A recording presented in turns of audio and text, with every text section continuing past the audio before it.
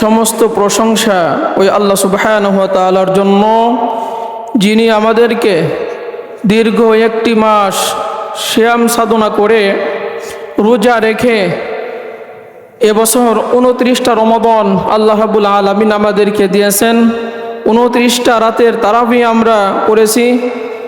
রোজা তারাবি শেষ করে শাওয়ালের চাঁদ দেখে রোজা ভেঙে 2 রাকাত শুকরিয়া আদায় নামাজ আদায় করার জন্য, ঈদ উল ফিতরের 2 রাকাত ওয়াজিব নামাজ আদায় করার জন্য আল্লাহ রাব্বুল আলামিন শাওয়াল মাসের প্রথম দিনে আমাদের এই ঈদগাহের ময়দানে আসার সুযোগ দিলেন। আমরা সেই মহান রবের দরবারে উঁচু কণ্ঠে দিল থেকে শুকরিয়া আদায় করি, আলহামদুলিল্লাহ। রব্বানা লাকাল হামদ হামদান কাসীরান তাইয়িবান মুবারাকান ফীহি, ইয়া রব লাকাল হামদ কামা ইয়ানবাগি লিজালালি ওয়াজহিকা ওয়া আযীমি সুলতানিক।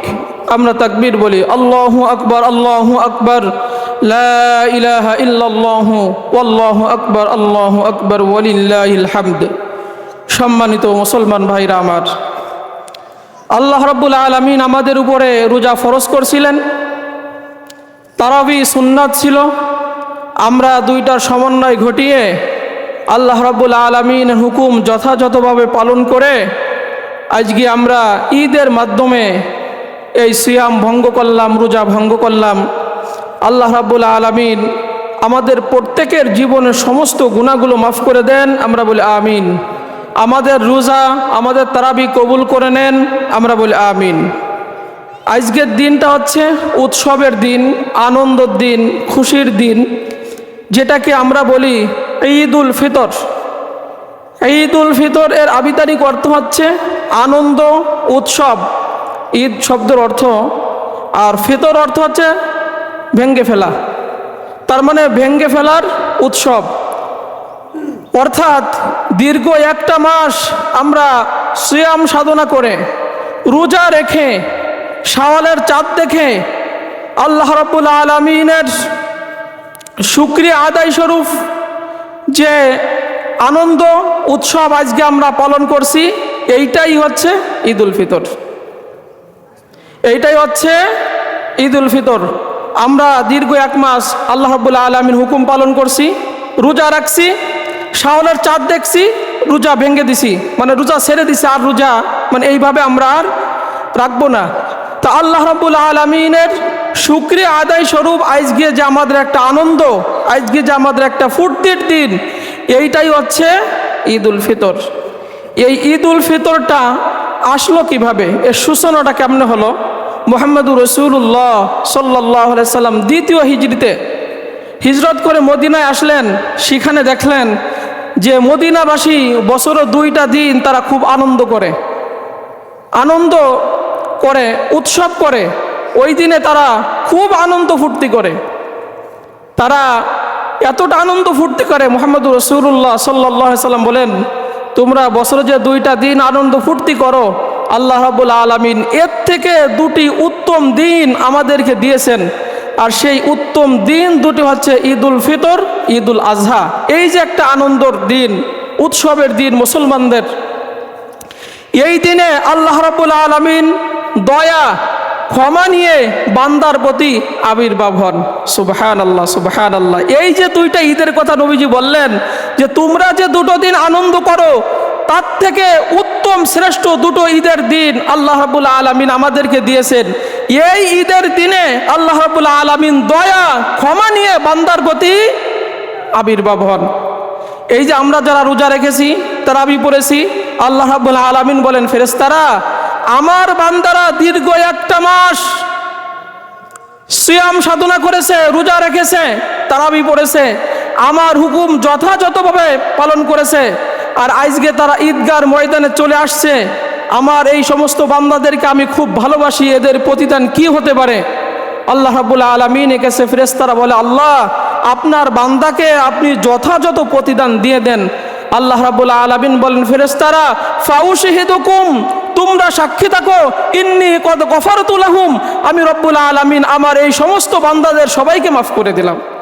সুবহানাল্লাহ সুবহানাল্লাহ। ঈদগার ময়দান থেকে আমার বান্দারা ক্ষমা নিয়ে যার যার বাড়িতে চলে যাবে, মিশকাত শরীফের হাদিসের মধ্যে আসছে। এজন্য সম্মানিত ভাইরা আমার, এই ঈদটা মূলত আমরা যারা দীর্ঘ একটা মাস রোজা রাখছি, আমরা তারাবি পড়ছি, অক্লান্ত পরিশ্রম করে, পরিশ্রম শরীর নিয়ে, ক্লান্ত শরীর নিয়ে আমরা দাঁড়িয়ে দাঁড়িয়ে রাতে তারাবির নামাজ পড়ছি। হাজার হাজার খাবার সামনে ছিল, সুস্বাদু খাবার, কলিজা ফেটে যায় পিপাসায়, তারপর আমরা খাই নাই কার ভয়ে? আল্লাহর ভয়ে। আল্লাহ রাব্বুল আলামিন যে এই যে আমাদের আবার স্বাভাবিক জীবনে ফিরিয়ে দিলেন, এই যে খাওয়ার আবার স্বাভাবিকভাবে ফিরিয়ে দিলেন, এজন্য আল্লাহ রাব্বুল আলামিনের শুকরিয়া আদায় করার জন্য আমরা ঈদের মাঠে চলে আসছি। আল্লাহ রাব্বুল আলামিন বলেন, তোমাদের শরীয়ত সহজ করে দিছি, অত আমার শুকরিয়া আদায় করো। এজন্য যিনি আমাদেরকে এতটা সহজ করে দিলেন, আবার স্বাভাবিক জীবনে জীবনযাপন করার সুযোগ দিলেন, আমরা আরো একবার রব্বুল আলামিনের শুকরিয়া আদায় করি, আলহামদুলিল্লাহ। আমরা যারা রোজা রাখতে পারি না এই রোজার মাসে, অসুস্থতার কারণে এবং সফর থাকার কারণে এবং মা বোনদের বিশেষ সমস্যার কারণে, আমরা যথাসময়ে এই শাওয়ালের চাঁদ ঈদের পরের থেকে নিয়ে আমরা যথাযথভাবে এই রোজাগুলো কাজাগুলো আদায় করার চেষ্টা করব যথাসময়ে। অনেক সময় দেখা যায় যে হুজুর শাওয়ালের রোজা আগে রাখবো নাকি বাংতি রোজাগুলো আগে রাখবো, অনেকে এরকম প্রশ্ন করে। আপনি ফরজ রোজাগুলো আগে রাখবেন, তারপরে শাওয়ালের রোজা রাখবেন। হ্যাঁ, তবে বিষয়টা যদি এমন হয় যে ফরজ রোজা রাখতে যে শাওয়াল মাস পার হয়ে যাচ্ছে, তাহলে শাওয়ালের এগুলো আগে রাখবেন। ভেঙ্গে রাখতে পারেন, আবার একই সাথে ধারাবাহিকভাবে রাখতে পারেন। কারণ মুহাম্মদুর রাসূলুল্লাহ সাল্লাল্লাহু আলাইহি সাল্লাম বলেন, মান সামা রমাদান সুম্মা আতবাহু সিত্তাম মিনাশ শাওয়াল কানা কাসিয়ামিদ দাহর। তোমরা যারা রমজানের রোজা রাখছো, এরপরে শাওয়ালের 6টা রোজা রাখবা, সারা বছর রোজা রাখার সওয়াব আমি রব্বুল আলামিন তোমাদের আমলনামায় দিয়ে দেব। কারণ নবীজি বলেন, কোনো ব্যক্তি যদি 3টা অবস্থায় মারা যায়, আল্লাহ রাব্বুল আলামিন তাকে মাফ করে জান্নাত দেয়। একটা আছে তার জীবনের শেষ কথা যদি হয় লা ইলাহা ইল্লাল্লাহ। কেউ যদি রোজা রাখার পরে মারা যায়, নবীজি বলেন নিঃসন্দেহে আল্লাহর জান্নাতে যাবে।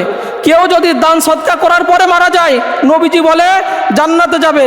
তাহলে আপনি যদি রমজানের রোজা রাখি, শাওয়ালের 6টা রোজা রাখি, সারা বছর রোজা যেন আপনি রাখতেছেন, তাই এই অবস্থায় যদি আপনার মৃত্যু হয়, আল্লাহ রাব্বুল আলামিন আপনাকে মাফ করে জান্নাত দিয়ে দেবেন। সুবহানাল্লাহ সুবহানাল্লাহ। এই জন্য রমজানের রোজা আমরা 29টা বছর রাখতে পারছি, আমরা কি আর কষ্ট করে শাওয়ালের আর 6টা রোজা রাখতে পারবো না?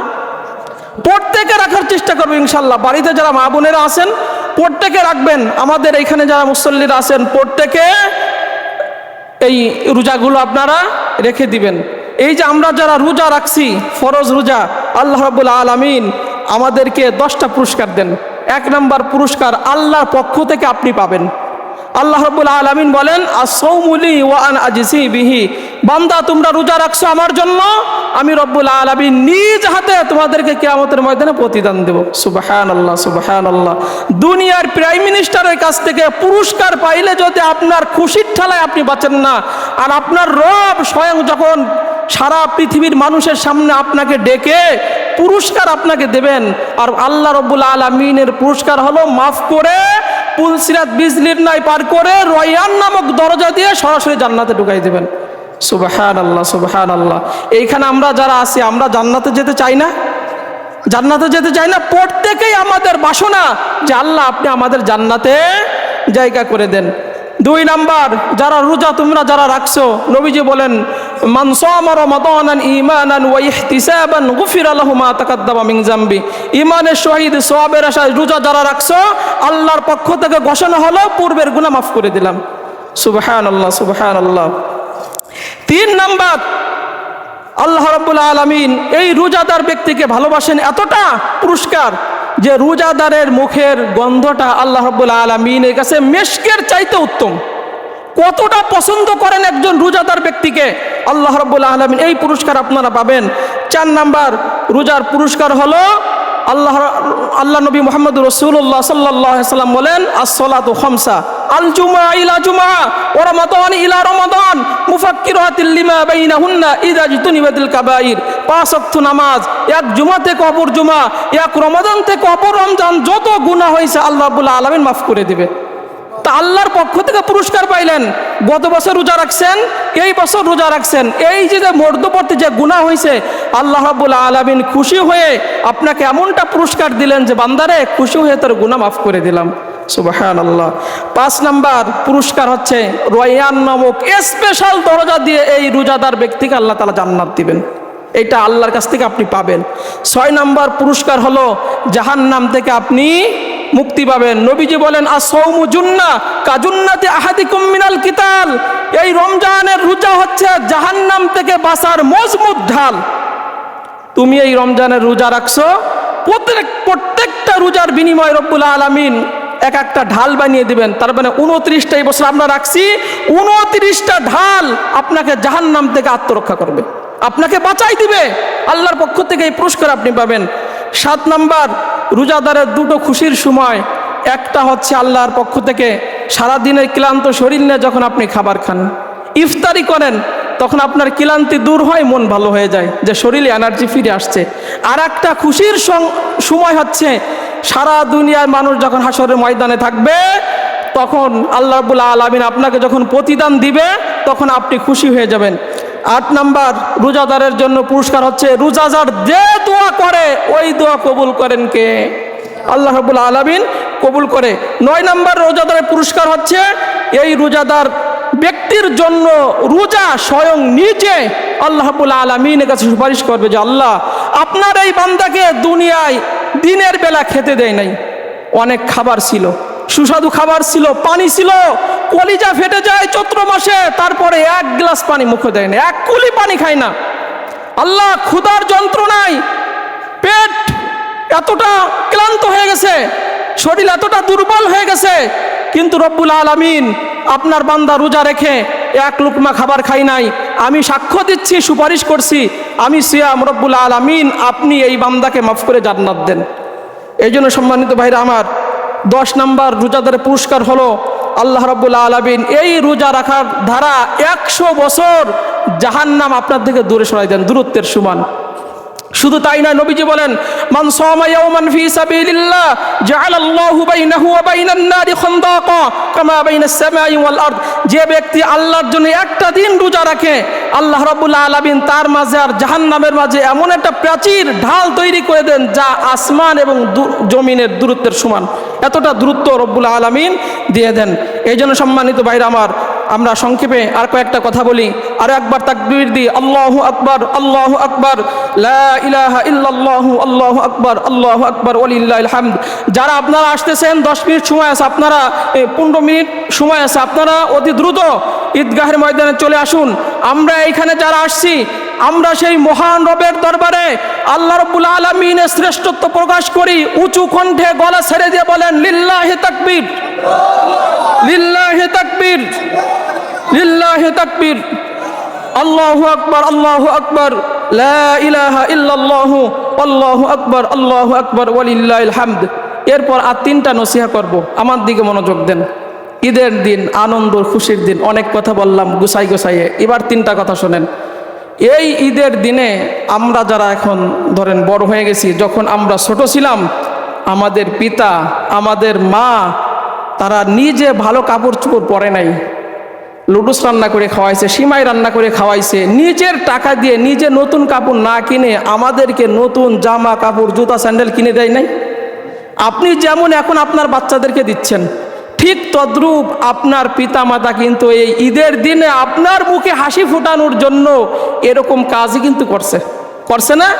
এই জন্য ঈদের দিনে পিতা মাতাকে ভুলে যাওয়া যাবে, সম্পর্ক নষ্ট করা যাবে না, দূরত্ব করা যাবে, খবরদার। তাহলে ঈদের নামাজ, রোজা, নামাজ, হজ, রোজা যা করেন না কেন কোনো কিছু কবুল হবে খবরদার। কয়েকটা হাদিস আপনারা শোনেন। আল্লাহ রাব্বুল আলামিন বলেন, ওয়াকাদা রাব্বুকা আল্লা তা'বুদু ইল্লা ইয়্যাহু ওয়া বিল ওয়ালিদাইনি ইহসানা। আমার পক্ষ থেকে সিদ্ধান্ত, যখনই আমার ইবাদত করবা, ইবাদত করার পরে পিতা মাতার সাথে সদাচরণ করবা। এইখানে আমরা ইবাদত করতে আসছি কার? ঈদের নামাজ কার জন্য পড়তে আসছি? সেই রব আপনাকে নির্দেশ দিচ্ছেন, খবরদার পিতা মাতার সাথে সদাচরণ করবা, অসদাচরণ করবা না। তারা যদি বার্ধক্যে উপনীত হয় তোমার জীবনে, খবরদার তাদের আচরণে উহ শব্দটিও করবা না। ওয়ালা তানহারহুমা ওয়া কুল লাহুমা কাওলান কারীমা। তাদেরকে গলা ঝাঁকি দিয়ে, চোখ রাঙিয়ে তাদের চোখে চোখ রেখে কথা বলবা না। কার কথা? তাহলে তোমার এই নামাজ, রোজা, হজ, যাকাত কোনো কিছু কবুল। ওয়া কুল লাহুমা কাওলান কারীমা, তাদের সম্মানজনক কথা বলো। বিস্তারিত কথা বললে তো আমি মনে তাফসির করলে সময় পাবো না, শুধু মেইনগুলো বলতেছি। খবরদার এই পিতা মাতার সাথে অসদাচরণ করা যাবে না, গলা ঝাঁকি দিয়ে কথা বলা যাবে না, চোখ রাঙিয়ে কথা বলা যাবে না। তাদের সাথে সম্মানজনক কথা বলতে হবে, সম্মানজনক কথা বলতে হবে। এরপরে ওয়াখফিদ লাহুমা জানাহাযুল্লি মিনার রাহমা, তোমার করুণার ডানা, দয়ার ডানা পিতা মাতার সামনে বিছায়া দাও। আর বলো, অকুর রব্বির হামহুমা কামা রব্বায়ানি সাগীরা। আল্লাহ, পিতা মাতা ছোট্টবেলায় আমাদেরকে যেভাবে লালন পালন করছে, কোলে কাখে করে, আল্লাহ আপনার রহমতের কোলে আমার পিতা মাতাকে সেইভাবে আপনি লালন পালন করেন। আল্লাহ শিখিয়েছেন।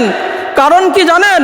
মুহাম্মদুর রাসূলুল্লাহ সাল্লাল্লাহু আলাইহি সাল্লাম বলেন, মনোযোগ দিয়ে একটা হাদিস শুনেন, গুরুত্বপূর্ণ, আমার দিকে নজর দেন যারা নামাজে আসছেন আপনারা। নবীজি বলেন, কোন মুমিন মুসলমানের পিতা মাতা যদি জীবিত থাকে, সকালবেলা যদি তাদের খোঁজ খবর নেয়, আল্লাহ রাব্বুল আলামিন সাথে সাথে ওই ব্যক্তির জন্য জান্নাতের 2টা দরজা খুলে দেন। ওমিয়া, আপনি ঈদগাহ নামাজে আসছেন, পিতামাতা আপনার প্রতি খুশি না? আল্লাহ আপনার প্রতি খুশি না? পিতামাতার খোঁজ খবর নেন নাই আজকে ঈদের দিনে, আল্লাহর জান্নাতের দরজা আপনার জন্য বন্ধ আছে, এখনো বন্ধ আছে। আপনার পিতামাতা যদি জীবিত থাকে, দূরে থাকে, মোবাইলে ফোন দেন, কথা বলেন। নবীজি বলেন, প্রত্যেক দিন সকালবেলা যে ব্যক্তি পিতা মাতার খোঁজ খবর রাখে, আল্লাহ রাব্বুল আলামিন সাথে সাথে ওই ব্যক্তির জন্য জান্নাতের 2টা দরজা খুলে দেন। চিন্তা করছেন কখনো?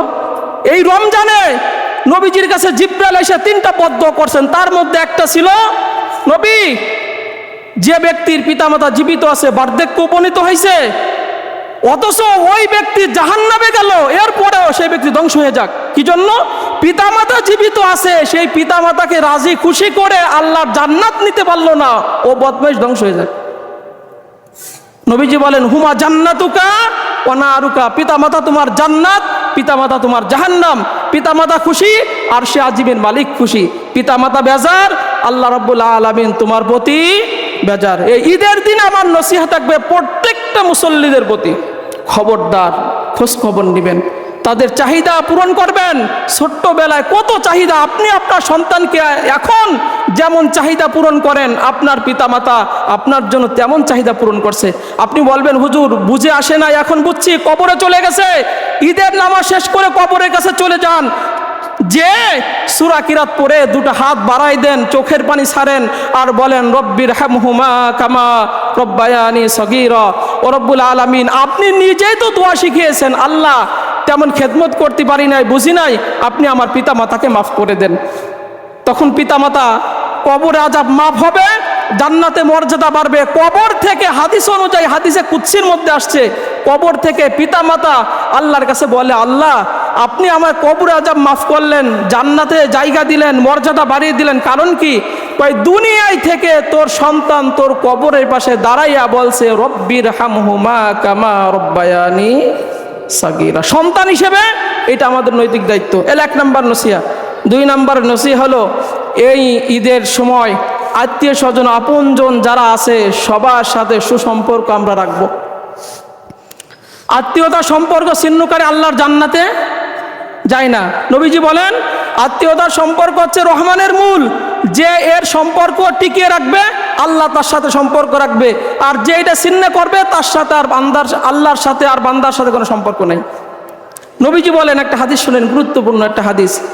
নবীজির সাহাবী হযরত আবু হুরায়রা মসজিদে বয়ান করতেছে বৃহস্পতিবারে, মসজিদে নববীতে, বলতেছে, আমার এই মজলিসে যদি আত্মীয়তা ছিন্নকারী কেউ থাকো বের হয়ে যাও। আমি যদি এখন বলি ঈদগার ময়দানে যদি আত্মীয়তার সম্পর্ক ভালো না থাকে বের হয়ে যান, 3 বার বলার পর একটা যুবক বের হয়ে গেল, চলে গেছে ফুফুর বাড়িতে। বর্তমান ফুফুদের সাথে তো আমাদের সম্পর্ক ভালো থাকে না।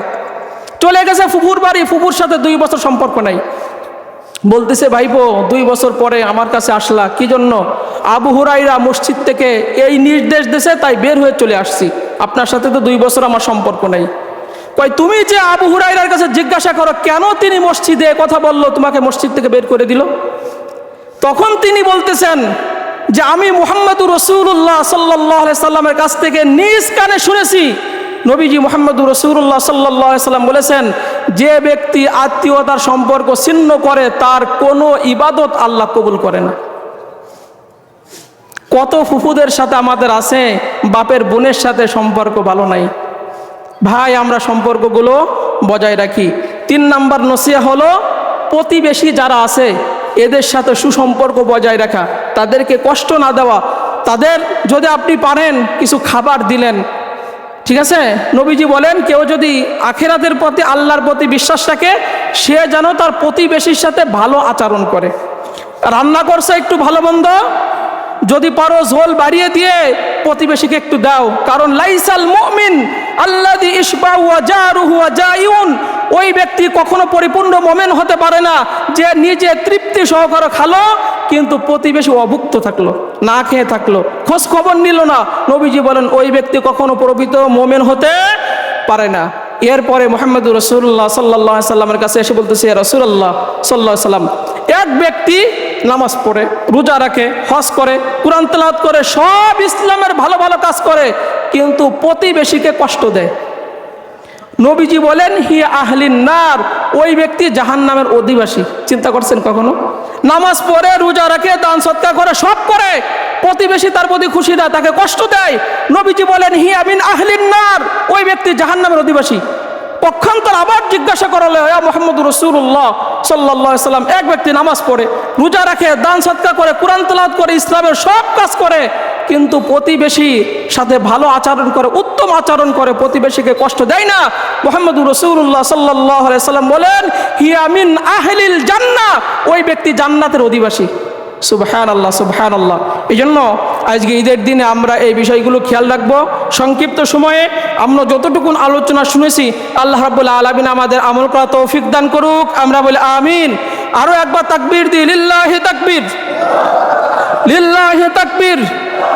বলা ছেড়ে দিয়ে আকাশে আপনার কণ্ঠ ভাসিয়ে দেন, লিল্লাহি তাকবীর, আল্লাহু আকবার, আল্লাহু আকবার, লা ইলাহা ইল্লাল্লাহু আল্লাহু আকবার, আল্লাহু আকবার, ওয়ালিল্লাহিল হামদ, আল্লাহু আকবার, আল্লাহু আকবার, লা ইলাহা ইল্লাল্লাহু আল্লাহু আকবার, আল্লাহু আকবার, ওয়ালিল্লাহিল হামদ। আর মাত্র 3 মিনিট সময়। কমিটির যারা আছেন যা বলা আপনারা বলেন। আমার কথা এই পর্যন্ত আমি আজকে শেষ করছি। আল্লাহ রাব্বুল আলামিন ঈদ উল ফিতরের বারাকা আমাদের দান করুক। আমরা বলি আমিন।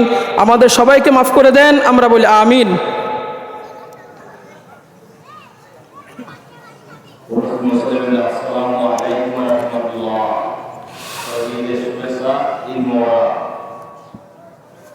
আমরা দেখছিলাম আপনাদের সামনে ক্যামেরাম্যান অবস্থায় কাজের যে অবস্থা, যে আমরা একটা নদীর দোতলায় কাজ কমপ্লিট করছি ইনশাআল্লাহ, এখনো শেষ করতে পারি নাই। প্লাস্টার বাকি, খালি ছাদ দিয়ে রাখছি, ভিতরে সিলিং প্লাস্টার করছি। আপনারা এই যে আমাদের আসছে সবাই এবং বাইরে থেকে আসছেন সবাই বেশি বেশি করে দান দেওয়ার চেষ্টা করবেন। তাহলে দোয়া হবে। আমরা সকলে সূরা ফাতিহা পড়ি। আউযু বিল্লাহি মিনাশ শাইতানির রাজিম, বিসমিল্লাহির রহমানির রহিম, আলহামদুলিল্লাহি রাব্বিল আলামিন, আর রহমানির রহিম, মালিকি ইয়াউমিদ্দিন, ইয়াকা না'বুদু ওয়া ইয়াকা নাস্তাঈন, ইহদিনাস সিরাতাল মুস্তাকিম, সিরাতাল লাযীনা আন'আমতা আলাইহিম গায়রিল মাগদুবি আলাইহিম ওয়ালাদ-দাল্লিন। আমিন। বিসমিল্লাহির রহমানির রহিম। قل هو الله أحد الله الصمد لم يلد ولم يولد ولم يكن له كفوا أحد بسم الله الرحمن الرحيم قل هو الله أحد الله الصمد لم يلد ولم يولد ولم يكن له كفوا أحد بسم الله الرحمن الرحيم قل هو الله أحد الله الصمد لم يلد ولم يولد ولم يكن له كفوا أحد أستغفر الله الذي لا إله إلا هو الحي القيوم وأتوب إليه أستغفر الله الذي لا إله إلا هو الحي القيوم وأتوب إليه أستغفر الله الذي لا إله إلا هو الحي القيوم وأتوب إليه اللهم صل على محمد وعلى آل محمد كما صليت على إبراهيم وعلى آل إبراهيم إنك حميد مجيد اللهم بارك على محمد وعلى آل محمد كما باركت على إبراهيم وعلى آل إبراهيم إنك حميد مجيد دعاء হবে দোয়া শরীক হই আলহামদুলিল্লাহি রাব্বিল আলামিন ربنا ظلمنا أنفسنا وإن لم تغفر لنا وترحمنا لنكونن من الخاسرين ربنا ظلمنا أنفسنا وإن لم تغفر لنا وترحمنا لنكونن من الخاسرين يا أول الأولين يا آخر الآخرين يا ذو القوة المتين يا رحيم المساكين يا رب العالمين ঈদ উল ফিতরের নামাজে রব্বুল আলামিন হাজির হইয়া রব্বুল আলামিন বিগত একটি মাস আমরা সিয়াম সাধনা করে তারাবি পড়ে নেক আমল করে রব্বুল আলামিন শুকরিয়া আদায় করার জন্য ঈদ উল ফিতরের 2 রাকাত ওয়াজিব নামাজ আদায় করে আল্লাহ এলাকার মুসল্লিদের নিয়ে ঈদগাহের মাঠে তোমার শাহী দরবারে হাত উঠালাম রব্বুল আলামিন আমাদের ঈদের জামাত তোমার শাহী দরবারে কবুল করে নাও আমাদের একটি মাসের রোজা আল্লাহ কবুল করে নাও আল্লাহ আমাদের তারাবিগুলো কবুল করে নাও আমাদের নামাজ রোজা তাসবিহ তাহলিল কোরআন তেলাওয়াত জিকির আজকার যা আমরা রমজানে করেছি রব্বুল আলামিন ভুল ত্রুটি ক্ষমা করে দিয়ে আল্লাহ তোমার শাহী দরবারে কবুল করে নাও রব্বুল আলামিন আমরা যারা এখানে হাত তুলেছি আল্লাহ বাড়িতে যত মা বোনেরা হাত তুলেছে রব্বুল আলামিন আমাদের আমলনামায় যার যত গুনাহ আছে মেহেরবানি করে রব্বুল আলামিন ঈদের মাঠ থেকে আল্লাহ ক্ষমার ঘোষণা দিয়ে রব্বুল আলামিন আমাদেরকে তুমি নিষ্পাপ করে দাও আমাদের সগীরা কবিরা ইচ্ছা অনিচ্ছা শিরক বিদআত গুনাহগুলো মাফ করে দাও রাতের গুনাহ মাফ করে দাও দিনের গুনাহগুলি মাফ করে দাও প্রকাশ্যে গোপনে ছোট বড় যত গুনাহ আমরা করেছি রব্বুল আলামিন সমস্ত গুনাহগুলো মাফ করে দাও আল্লাহ রমজান চলে গেল জানি না আমাদের গুনাহগুলো মাফ হইছে কিনা আল্লাহ আমল নিয়ে যদি গুনাহ নিয়ে যদি কবরে যাই কবরে রাখার সাথে সাথে আল্লাহ কমনে এমন ভাবে চাপ দিবে এক পাজরের আড্ডি আর এক পাজরে ঢুকে যাবে 99টা বিষাক্ত সাপ রব্বুল আলামিন পেঁচায়া ঠোকর মারতে থাকবে পাপিষ্ঠ বান্দাদের কবরখানা জাহান্নামের আগুন দিয়ে ভরে দেয়া হবে বান্দা চিৎকার মারতে থাকবে ডানে মাটি বামে মাটি সামনে মাটি পিছনে মাটি চতুর্দিকে মাটি পালানোর কোনো জায়গা নাই রব্বুল আলামিন দুনিয়ার মানুষ আমাদের চিৎকার কবরে শুনবে না রব্বুল আলামিন দুনিয়া সাধারণ সাপ বিচ্ছু দেখে আমরা কত ভয় পাই আগুনে শরীর যখন ঝলসে যায় রব্বুল আলামিন ব্যথার যন্ত্রণায় আমরা কত ট্রিটমেন্টের ব্যবস্থা করি কিন্তু ওইখানে কোনো আপনজন দেখতে যাবে না কোনো ডাক্তার নাই কোনো হসপিটাল নাই দেখার কেউ নাই ইয়া রাব্বাল আলামিন কত মানুষ তো গুনাহ নিয়ে আল্লাহ এখনো কবরে ঘুমায় আছে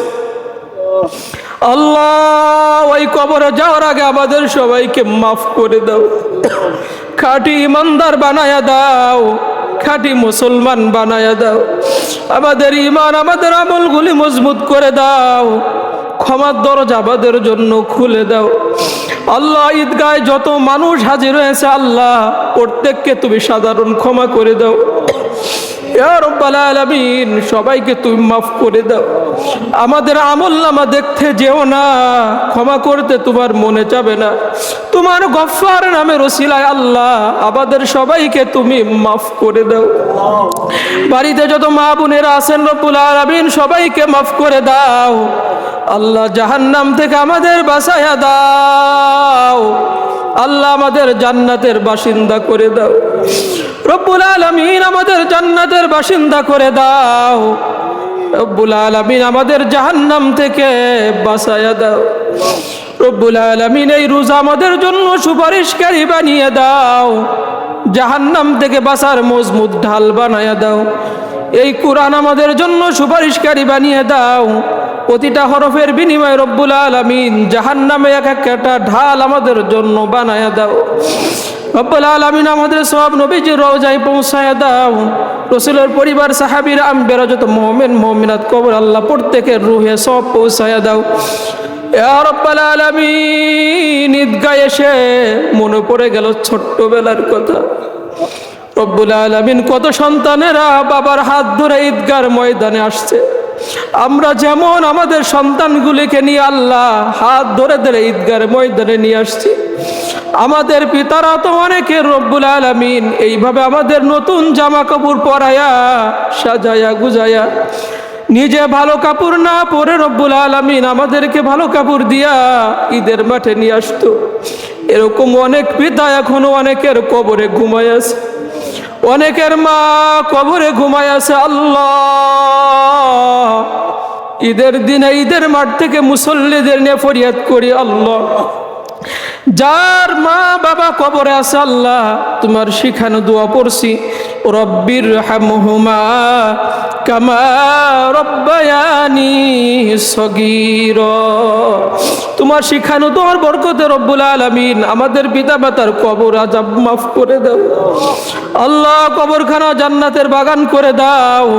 আমাদের আত্মীয় স্বজন আপনজন দাদা দাদি নানা নানি যার যেখানে কবরে আছে আল্লাহ মাফ করে দাও। এই এলাকার যত নারী পুরুষ আছে আল্লাহ মাফ করে দাও। আমার যত মুসল্লিরা কবরে আল্লাহ মাফ করে দাও। মসজিদের সাবেক 2 সভাপতি কবরে আল্লাহ আমার অনেক মুসল্লি কবরে। ইয়া রাব্বাল আলামিন সবার কবরখানা আল্লাহ জান্নাতের বাগান করে দাও। আল্লাহ আমার আব্বা কবরে আল্লাহ আলেম বানানোর জন্য কত কষ্ট করেছে, পরিশ্রম করেছে রব্বুল আলামিন। আবার মুসল্লিদের নিয়ে দোয়া করে আব্বার কবরখানা জান্নাতের টুকরা করে দাও। জীবনের গুনাহগুলো মাফ করে দাও।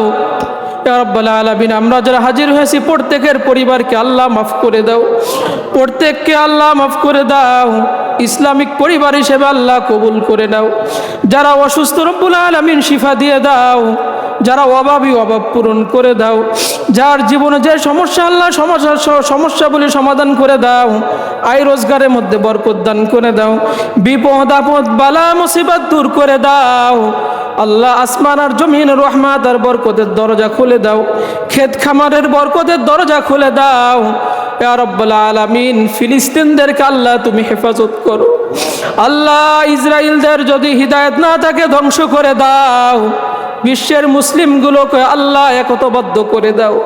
মুসলমানদের হাতে আল্লাহ বিজয়ের মালা উঠায়া দাও। ফিলিস্তিনদের ছোট্ট ছোট্ট বাচ্চাদের আহাজারি আল্লাহ কাজ বাতাস বাড়ি হয়ে যায়। তোমার কুদরত দিয়ে রব্বুল আলামিন আসমানি ফেরেশতা দিয়ে রব্বুল আলামিন তাদেরকে তুমি সাহায্য করো। ইয়া রাব্বাল আলামিন মসজিদুল আকসা তাদের হাতে উঠায়া দাও। ইয়া রাব্বাল আলামিন ইয়া আরহামার রাহিমিন বিশ্বের প্রত্যেক মুসলমান রাষ্ট্রকে রব্বুল আলামিন সহি বুঝদান করে দাও। ইয়া রাব্বাল আলামিন শেষ বেলা আমরা ফরিয়াদ করি, কবে জানি মালাকুল মউত আমাদের শিওরে আসে, কে জানি কবরের বাঁশ কাটার জন্য বাঁশঝাড়ে চলে যায়, কাফনের কাপড় আনার জন্য কে জানি দোকানে চলে যায়, কবে জানি মাইকে এলান হবে অমুক ব্যক্তি দুনিয়ায় নাই। দুনিয়ার আপনজনগুলো আমাদের ঘর থেকে বের করে দিবে। মসজিদের খাট রব্বুল আলামিন কাঁধে নিয়া গোসল করাইয়া ওই অন্ধকার কবরের যাত্রী হবে।